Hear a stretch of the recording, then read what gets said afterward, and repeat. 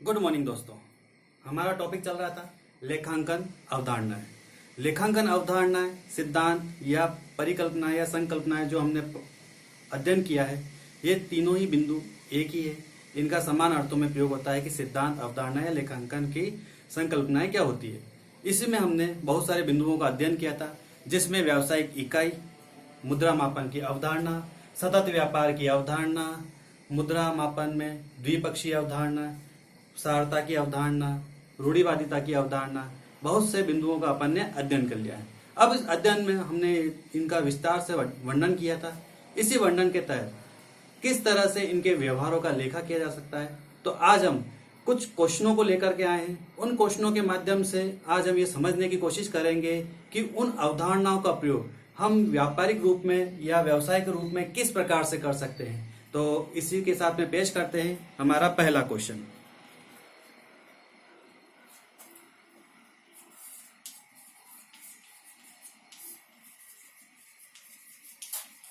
किस अवधारणा के तहत व्यापार का स्वामी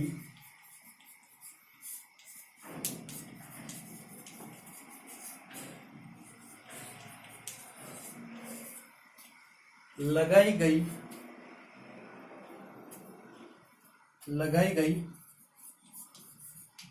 पूंजी तक लेनदार हो सकता है। ये हमारा क्वेश्चन है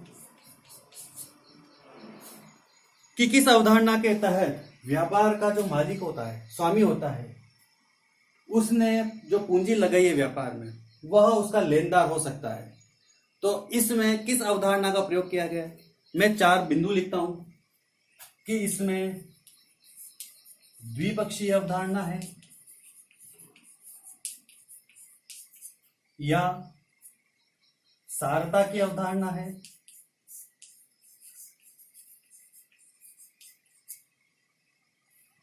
या लागत अवधारणा है या व्यावसायिक इकाई है।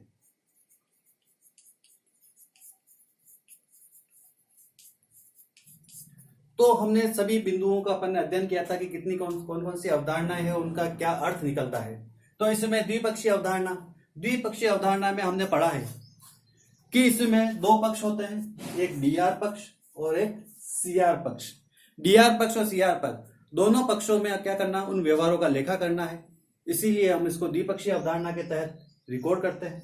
सारता की अवधारणा में ऐसे व्यवहार जो सारहीन है, बड़े व्यवसायों में ऐसे व्यवहार जो सारहीन है, जो छोटी छोटी मदों से संबंधित है, छोटी छोटी मुद्रा से माप सकते हैं उनको, तो उसे हम संपत्तियों में या दायित्वों में काउंट ना करके उन्हें हम आय व्यय की अवधारणा के तहत उनका रिकॉर्ड करते हैं। तो ये सारता की अवधारणा हमारे सारहीन वस्तुओं से संबंधित है, इसलिए अवधारणा इससे संबंधित नहीं है। लागत अवधारणा, ऐसे व्यवहार जिनको लागत पर दिखाया जा सकता है, उन्हें कहते हैं हम लागत की अवधारणा। तो यह लागत की अवधारणा भी यहां पर नहीं आएगी, यह कहलाती है व्यावसायिक इकाई। व्यावसायिक इकाई कैसे कहते हैं कि हम जानते हैं कि व्यापार और व्यापार का स्वामी 2 अलग अलग इकाई के रूप में हम मानते हैं। जैसे व्यापार का जो स्वामी है, उसने व्यापार चलाने के लिए कुछ पूंजी व्यापार में लगाई गई है, तो व्यापार का यह दायित्व बनता है कि स्वामी ने जितनी भी पूंजी लगाई है वो उनको कमा करके देवे। तो इस हिसाब से व्यापार का जो स्वामी होता है वो क्या बन जाता है, लेनदार बन जाता है। जितनी पूंजी लगाई है और जिस समय के लिए पूंजी लगाई है, उतने समय में इसको मूल राशि प्लस इसके ऊपर बनने वाला ब्याज वो सभी कमा करके व्यापार उसको देगा। इसीलिए कहते हैं कि स्वामी जो होगा वो लेनदार होगा। तो इस अवधारणा के तहत व्यावसायिक इकाई की अवधारणा को लिखते हैं, को पढ़ते हुए आ रहे हैं। इसी अवधारणा के तहत हम ये कह सकते हैं कि व्यावसायिक इकाई या पृथक अस्तित्व की अवधारणा दोनों एक ही है। स्वामी और व्यापार दोनों अलग अलग काउंट किए जाते हैं। तो इस क्वेश्चन से हमने 4 अवधारणाओं को एक साथ हमने समझने की कोशिश की है कि कौन सी अवधारणा के तहत व्यापार और उसका स्वामी लेनदार या देनदार हो सकते हैं। अब नेक्स्ट क्वेश्चन पे हम चलते हैं। नेक्स्ट क्वेश्चन में हमसे कौन सी अवधारणा के बारे में पूछता है।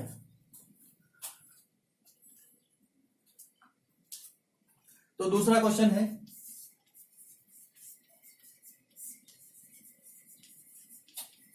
अवधारणा के तहत व्यवहारों या लेन देन को नाम पक्ष, जिसे हम बीआर कहते हैं, जमा पक्ष, जिसे हम सीआर कहते हैं, में लिखा जाता है। तो किस अवधारणा के तहत हम व्यवहारों को नाम पक्ष और जमा पक्ष, नाम पक्ष और जमा पक्ष में क्या करते हैं, रिकॉर्ड करते हैं। तो हमने कुछ अवधारणाएं पढ़ी थी, उनमें से मुद्रा मापन की अवधारणा, रूढ़िवादिता की अवधारणा,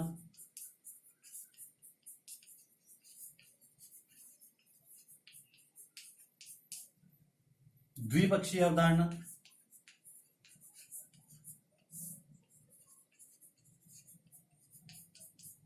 और व्यावसायिक इकाई।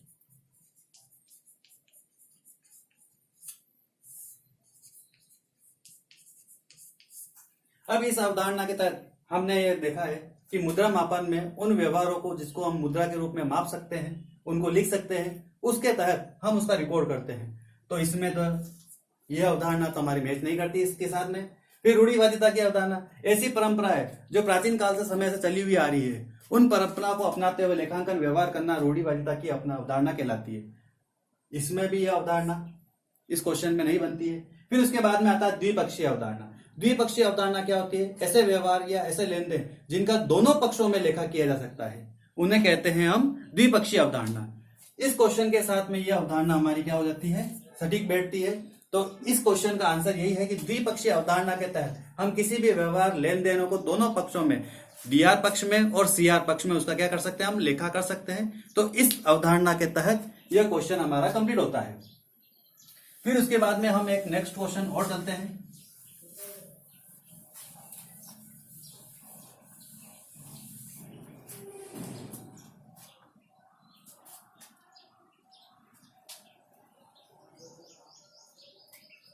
तीसरा क्वेश्चन,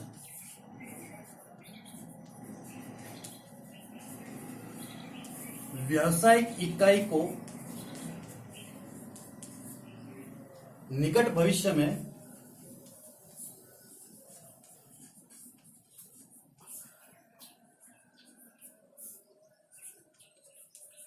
बेचा नहीं जा सकता, बेचा नहीं जा सकता है, यह किस अवधारणा के तहत?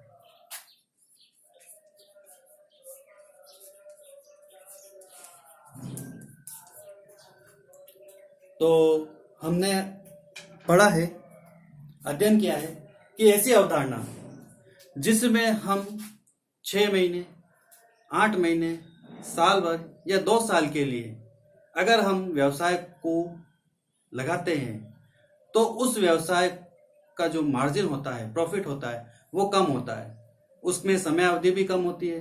तो ऐसे अवधि में हम उन संपत्तियों को, उस दायित्वों को बांट नहीं सकते हैं।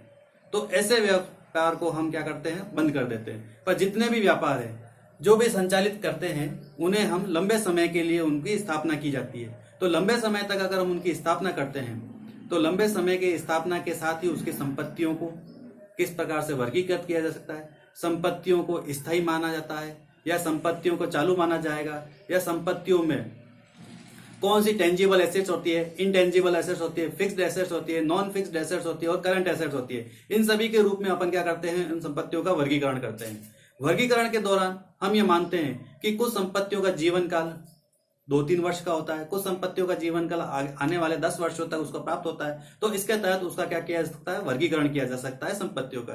ये कब किया जाएगा, जब व्यापार कंटिन्यू गोइंग कॉन्सेप्ट पर आधारित होता है, और गोइंग कॉन्सेप्ट पर आधारित होता है तो वो कहलाती है हमारी सतत अवधारणा। सतत अवधारणा, इस अवधारणा के तहत हम व्यापार को कंटिन्यू चला सकते हैं, उसको निकट भविष्य में उसको हम बंद नहीं कर सकते। क्या कर सकते हैं, हम उसको कंटिन्यू चला सकते हैं, संपत्तियों दायित्वों का बंटवारा भी कर सकते हैं हम। तो इस अवधारणा के तहत ये हमारा क्वेश्चन कंप्लीट होता है। फिर इसके बाद में हम नेक्स्ट क्वेश्चन पढ़ते हैं।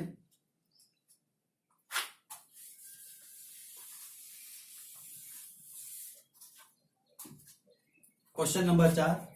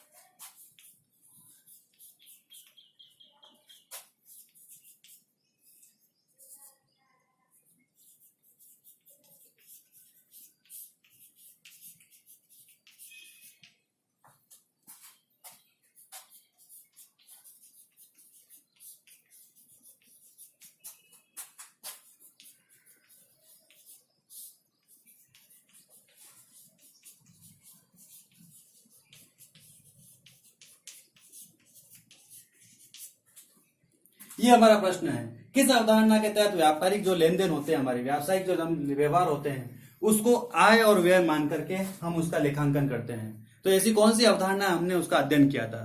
तो हमने पढ़ा था आगम और व्यय की अवधारणा। आगम व्यय की अवधारणा के तहत हमने आगम आने वाली जितनी भी वस्तुएं थी, जितने भी कैश थे, उनका आगम में,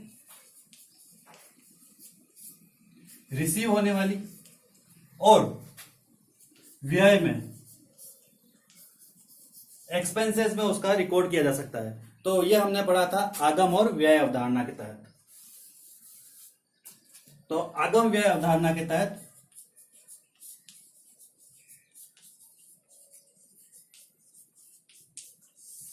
हम जितने भी व्यवहार है उसमें जितने भी आय और व्यय से संबंधित मदें होती है, उन सबको हम लिख करके उनका वर्गीकृत कर सकते हैं। तो इस अवधारणा के तहत हमारा ये क्वेश्चन कंप्लीट होता है। उसके बाद में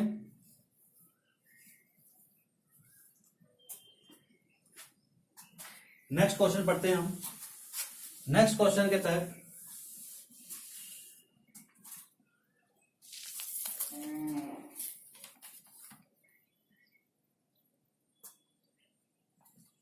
पांचवा क्वेश्चन, किस अवधारणा के तहत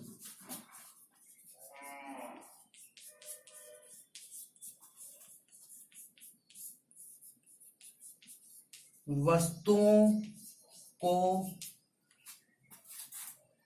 लागत मूल्य पर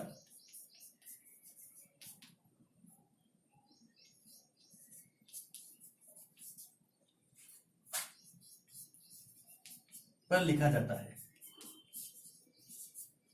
किस अवधारणा के तहत वस्तुओं को लागत मूल्य पर उनका व्यवहार किया जा सकता है, यह क्वेश्चन है। इसके तहत हमने एक अवधारणा पढ़ी थी जिसके अंदर जितनी भी वस्तुएं होती है जिनको हम क्रय करते हैं, तो उसको किस मूल्य पर लिखा जा सकता है। तो हमने एक एग्जाम्पल के थ्रू पढ़ा था कि जब हमने एक मशीन क्रय की थी, उसका मूल्य 5 लाख रुपए,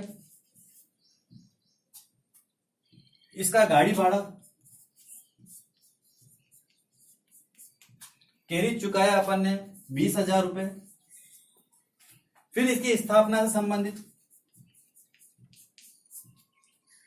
20,000 रुपए का और खर्चा किया, और स्थापना से संबंधित किसी व्यक्ति को मजदूरी चुकाई है या उसको सर्विस चार्ज दिया है, तो उन सभी की टोटल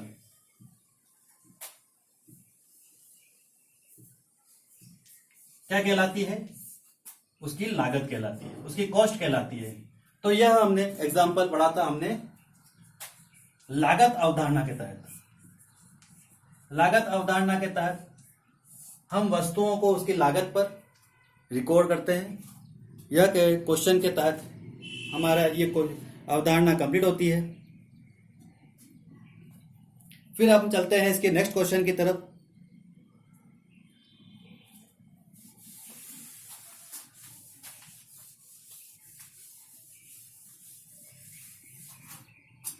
किस अवधारणा के तहत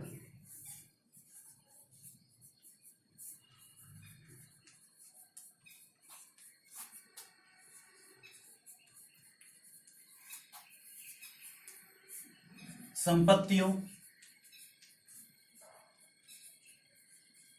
का वर्गीकरण किया जाता है।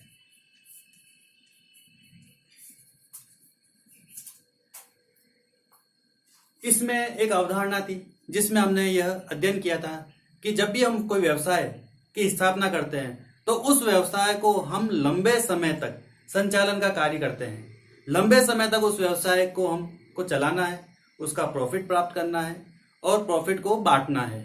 यही हम काम लंबे समय के व्यवसाय के लिए कर सकते हैं। उसमें जो भी व्यवहार करते हैं उन व्यवहारों से उसकी आर्थिक स्थिति, उसके उपयोगकर्ताओं को सूचनाएं प्रेषित करते हैं जिससे कि उनका व्यवहार कंपनी की तरफ व्यवस्थित रूप से बना रहे। तो यह हम करते हैं कि व्यापार को जब हम कंटिन्यू चला रहे हैं तो वह कहलाती है सतत व्यापार की अवधारणा। तो वह कहलाती है सतत अवधारणा।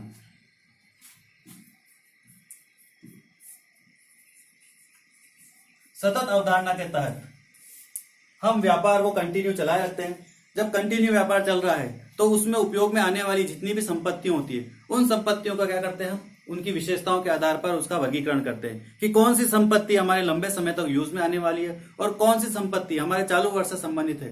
तो इन सभी का वर्गीकरण किया जा सकता है जब हमारा व्यापार कंटिन्यू चल रहा होता है। तो सतत व्यापार की अवधारणा के तहत हम इस प्रश्न को समझ सकते हैं। फिर आते हैं अपन नेक्स्ट क्वेश्चन की तरफ। Question number 7। 6 क्वेश्चनों में हमने लगभग सभी अवधारणाओं का अध्ययन कर लिया।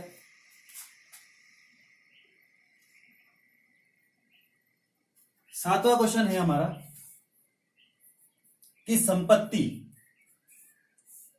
बराबर पूंजी प्लस दायित्व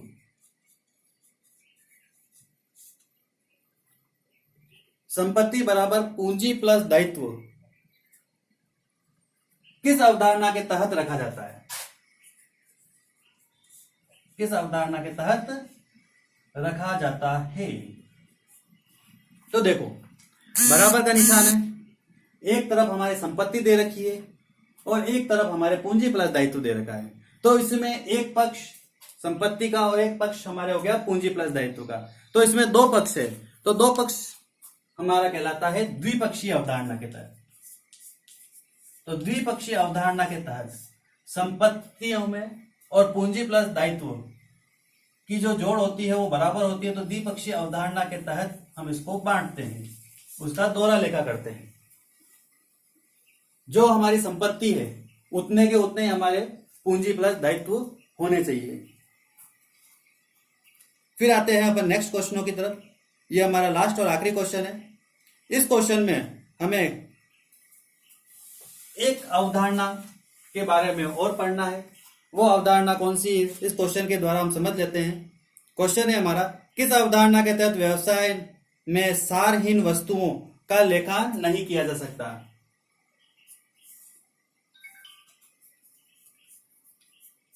किस अवधारणा के तहत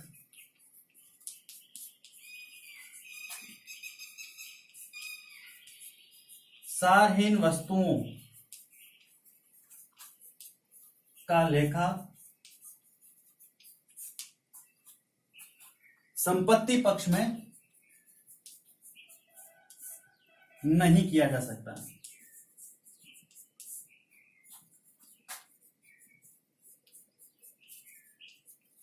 एक अवधारणा का हमने अध्ययन किया था। उस अवधारणा के तहत हमने ऐसी बहुत सी मदें ऐसी होती है जो हमारे व्यवसाय में सारहीन होती है, जो छोटे छोटे खर्चों पर आधारित होती है। उन्हें हम संपत्ति नहीं मान करके उन्हें हम एक अवधारणा के तहत उन्हें आय व्यय में काउंट किया जा सकता है। तो वह अवधारणा है हमारे